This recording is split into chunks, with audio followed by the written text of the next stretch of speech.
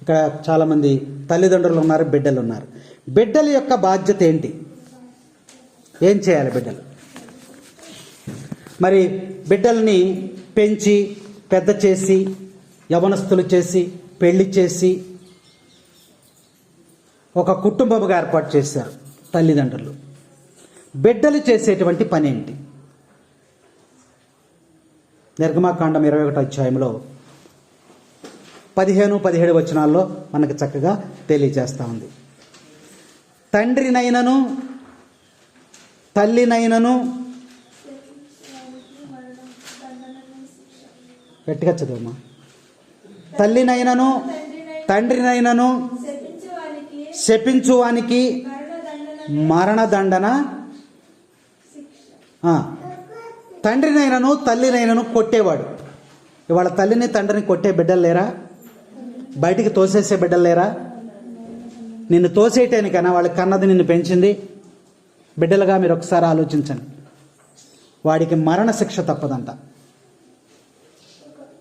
తన తండ్రినైనను తల్లినైనా శపించువాడు నిశ్చయముగా మరణశిక్షను పొందుతాడని యొక్క లేఖనం మనకి బిడ్డల గురించి వాక్యం మనకి తెలియజేస్తూ ఉంది. తల్లిదండ్రులను గణపరిచేటువంటి వాడు, తల్లిదండ్రులను తండ్రినైనను తల్లినైనను దూషించేటువంటి వాడు తప్పకుండా నరకంలోకి వెళ్ళిపోతాడు. అందుకనే వాక్యం మనకి హెచ్చరిక చేస్తూ ఉంది. సామెతల గ్రంథం 20వ అధ్యాయం 20వ వచనంలో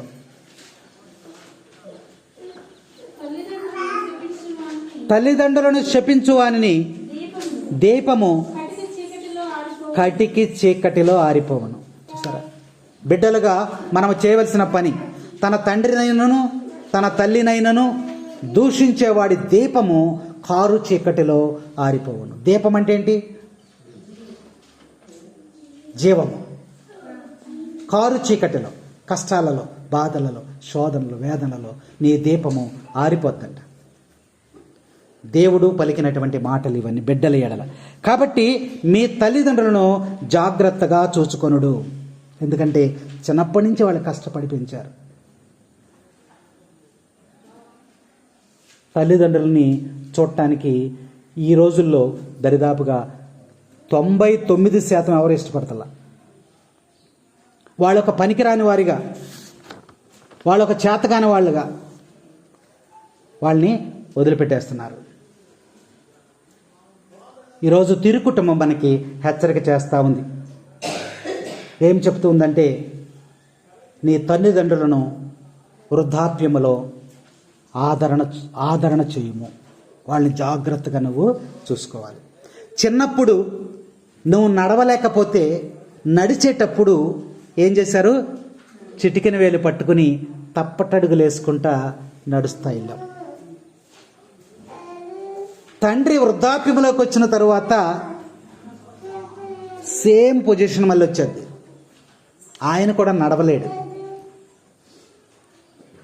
తండ్రి నీకు ఏదైతే చేశాడో చిన్నప్పుడు, నువ్వు నడవలేనప్పుడు నీకు చెయ్యి అందించి తప్పటడుగులు నీకు ఏ విధంగా వేపించాడో అని ఒకసారి నువ్వు జ్ఞాపకం చేసుకుని, నీ తండ్రి వృద్ధాప్యమునకు వచ్చిన తర్వాత 80 సంవత్సరాలు 90 సంవత్సరాలకు వచ్చిన తర్వాత, వయసు మళ్ళిన తర్వాత నడవలేని స్థితిలో ఉన్నప్పుడు నువ్వు అదే పని మళ్ళీ ఇప్పుడు నువ్వు చేయాలి. ఆ తండ్రిని నువ్వు చేయి పట్టుకుని తప్పటడుగులు వేపించుకుంటూ నడిపించాలి. జ్ఞాపకం చేసుకోమని వాక్యం మనకి హెచ్చరిక చేస్తూ ఉంది. 1 తిమోతికి రాసిన లేఖ 5వ అధ్యాయము 1-4 వచనాలు చూసినట్లయితే అక్కడ చక్కని వాక్యాలు రా. వృద్ధుని గద్దింపక తండ్రినిగా భావించి అతనిని హెచ్చరించుము. అన్నదమ్ములని, యవ్వనులని, తల్లులని, వృద్ధ స్త్రీలను, అక్క చెల్లెలను పూర్ణ పవిత్రతతో యవ్వన స్త్రీలను హెచ్చరింపుము. నీ తండ్రి ముసలుడైపోయాడు, నువ్వేం చేయాలంట? పసిబిడ్డను చూసుకున్నట్టు నువ్వు చూసుకోవాలి. అదే నీకు దీవెన. అప్పుడే నీకు పరలోకంలో నువ్వు ప్రవేశిస్తావని వాక్యం మనకి హెచ్చరిక చేస్తూ ఉంది.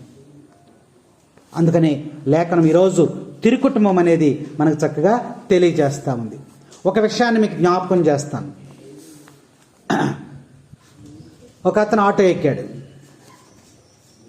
అంటే తల్లిదండ్రులను అవమానించువాడు నిత్య నరకంలోకి వెళ్తాడని ఈ తిరుకుటుంబ పండుగ మనకి తెలియజేస్తూ ఉంది. ఆటో ఎక్కాడు. ఆటో ఎక్కితే అందులో క్యాప్షన్ రాసింది ఒకటి, అత్తమామల దీవెనలతో అని రాసింది. ఏమనుంది? అత్తమామల దీవెనలతో అని రాసింది. ఆటోలో ఎక్కిన వ్యక్తి, అయ్యా అత్తమామల దీవెనతో అని రాసావు, అమ్మా నాన్న లేరా అని అడిగాడు. ఉన్నారు పనికి మాలినాళ్ళు. ఆటో కొనుక్కుంటానంటే ఒక 30,000 ఇమ్మంటే ఇవ్వలా. మా అత్త మామ 30,000 ఇచ్చారు. వాళ్ళ దయను బట్టి నేను ఇప్పుడు ఈ ఆటోని నడుపుకుంటున్నాను. అందుకే ఈ రాశాను. నేను వాళ్ళ దగ్గరికి వెళ్ళట్లా, నేను వాళ్ళని పలకరించట్లా, నేను వాళ్ళకి తిండి తిప్పలు కూడా చూడట్లా. ఎందుకు? పనికి మానాలు ఏమీ చేయలేరు నాకు అని చెప్పాడు. అప్పుడు ఆయన అన్నాడు, తక్షణ సహాయం చేసినటువంటి వ్యక్తికి ఏదో ఇక్కడ ఇబ్బంది వచ్చిందని ఒక 1,000 రూపాయలు, 2,000 లేదా 10,000 సహాయం చేశాడు. మంచి గుణమే.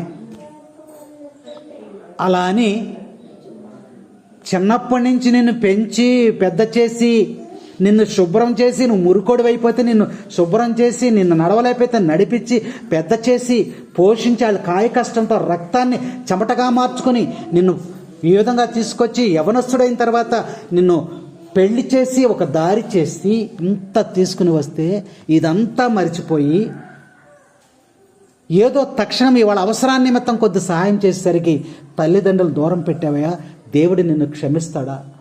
ఒకసారి నువ్వు జ్ఞాపకం చేసుకొని ఆయనకి దేవుని యొక్క ఆజ్ఞను తెలియచేశాడంట. కాబట్టి తల్లిదండ్రుల ఎడల మనం ఎలా జీవిస్తూ ఉన్నాం? తిరుకుటుంబం ఈరోజు మనకు తెలియజేస్తూ ఉంది. ఒకసారి జ్ఞాపకం చేసుకోండి. నీ తల్లిని నువ్వు జాగ్రత్తగా చూసావా లేదా? నీ తండ్రిని నువ్వు జాగ్రత్తగా చూసావా లేదా? తల్లిని నిర్లక్ష్యం చేస్తే ఏం జరుగుద్దో తెలుసా? వాడు శాపగ్రస్తుడవుతాడంట. తల్లి శపిస్తే అది దేవుడు శపించినట్టేనంట. తల్లి శాపానికి, తల్లి దీవెనకు దేవుడు బైబిల్ గ్రంథంలో పెద్దపీట వేశాడు. సాధారణంగా కొడుకు ఎంత చెడ్డవాడైనా, పనికిమాలినాడైనా, ఎందుకు ఉపయోగపడబడిన వ్యక్తి అయినా సరే తల్లి తన బిడ్డను పోగొట్టుకోదు, మర్చిపోదు. ఆ ప్రేమ, కన్న ప్రేమ. అలాంటి తల్లిని నువ్వు నిర్లక్ష్యం చేస్తే తన పేగు తెంచుకొని, తన రక్తాన్ని పంచుకొని, 9 మాసాలు మోసి, పురిటి నెప్పులు అనుభవించి తన జీవితాన్నే త్యాగం చేసింది. ఒక్కోసారి ప్రసవించిన తర్వాత చచ్చిపోతారు ఇక్కడ కొంతమంది. 2వ జన్మే స్త్రీకి. అలా నిన్ను కంటే ఈరోజు నువ్వు తల్లిదండ్రులకి ఏం చేస్తున్నావు? బైబిల్ గ్రంథం మనకి ఈరోజు హెచ్చరిక చేస్తూ ఉంది. తల్లి ఎప్పుడు కూడా శపించడానికి ఇష్టపడదు. అలాంటి తల్లిని నువ్వు నిర్లక్ష్యం చేస్తే నువ్వు నిత్య నరకానికి వెళ్ళిపోతావని తిరుకుటుంబ పండుగ ఈరోజు మనకి హెచ్చరిక చేస్తూ ఉంది. బిడ్డలుగా మీరు ఎప్పుడైనా తల్లిదండ్రుల గురించి ఆలోచించారా? మరి ముఖ్యంగా కాలేజీకి వెళ్ళేటువంటి పిల్లలు, లేదా దూర ప్రాంతాలకు ఉద్యోగాలు చేసుకునేటువంటి పిల్లలు, తల్లిదండ్రుల గురించి ఎప్పుడైనా మీరు ఆలోచించారా? తల్లి తండ్రి ముసలాడైపోయినా, నడవలేకపోయినా, ఇంటి దగ్గర కూర్చుని ఉన్నా వాళ్ళు ఏం చేస్తారంటే, వీడి కాలేజీకి వెళ్ళాడు, ఇంకా రాలేదు, మధ్యాహ్నం తిన్నాడా లేదా, ఇలా తల్లిదండ్రులు ఆలోచిస్తూ ఉంటారు. సుమ హాస్టల్లో ఉంటుంది. వాళ్ళ అమ్మ నాన్న గురించి ఎప్పుడన్నా అక్కడ ఆలోచించిందా? స్నేహితులు, క్లాస్మేట్స్ వాళ్ళు ఉంటారు కాబట్టి ఆ పాటలు, ఆ ఆటలు, ఇవన్నీ ఏమేమనుకుంటుంది ఇక్కడ? పిల్లకి ఆరోగ్యం ఎలా ఉందో, తిందో లేదో, మొన్న ఫోన్ చేసినప్పుడు అమ్మ తలనొప్పి వస్తుందని చెప్పింది, తగ్గిందో లేదు, ఈమె గురించి ఆలోచిస్తూ ఉంటారు. కాబట్టి బిడ్డలుగా మన బాధ్యత ఏంటంటే తల్లిదండ్రులని మనం జాగ్రత్తగా చేయాలి. ఎప్పుడు చేస్తారు అంటే, ఎప్పుడు ఆ ఆలోచన వస్తుంది అంటే, బిడ్డలని నువ్వు ఆరాధనకు తీసుకొచ్చినప్పుడు, దేవుని యొక్క సన్నిధిలో. ఇక్కడ ఒక యవనస్తుడు ఉన్నాడు కదా, అబ్రహాం గారి కుమారుడు ఇక్కడ ఉన్నాడు. తల్లిదండ్రుల ఎడల నువ్వెంత బాధ్యత తీసుకుంటున్నావు? బైబిల్ గ్రంథం హెచ్చరిక చేస్తూ ఉంది. ఆలోచన చేయండి, నువ్వు ఒక్కడికే కాదు, అందరికీ కూడా. కాబట్టి ప్రియ సహోదరి సహోదరులారా, తల్లిదండ్రులను, జన్మనిచ్చినటువంటి తల్లిదండ్రులను గౌరవించి దీవెనలు పొందాలని ఈ తిరుకుటుంబ పండుగ మనకి ఈరోజు హెచ్చరిక చేస్తూ ఉంది. కాబట్టి క్రిస్మస్ పండుగ జరిగిన వెంటనే ఈ యొక్క తిరుకుటుంబ పండుగలోనికి మనము ఇచ్చేసి ఉన్నాం. క్రిస్మస్ పండుగ కన్నా తిరుకుటుంబ పండుగ చాలా ముఖ్యమైనది. మన కుటుంబము ఎలా తీర్చిదిద్దుకోవాలి. ఒక అమ్మాయి హాస్టల్లో చదువుతుందంట. హాస్టల్లో చదువుతుంటే మంచి చదువుతుంది.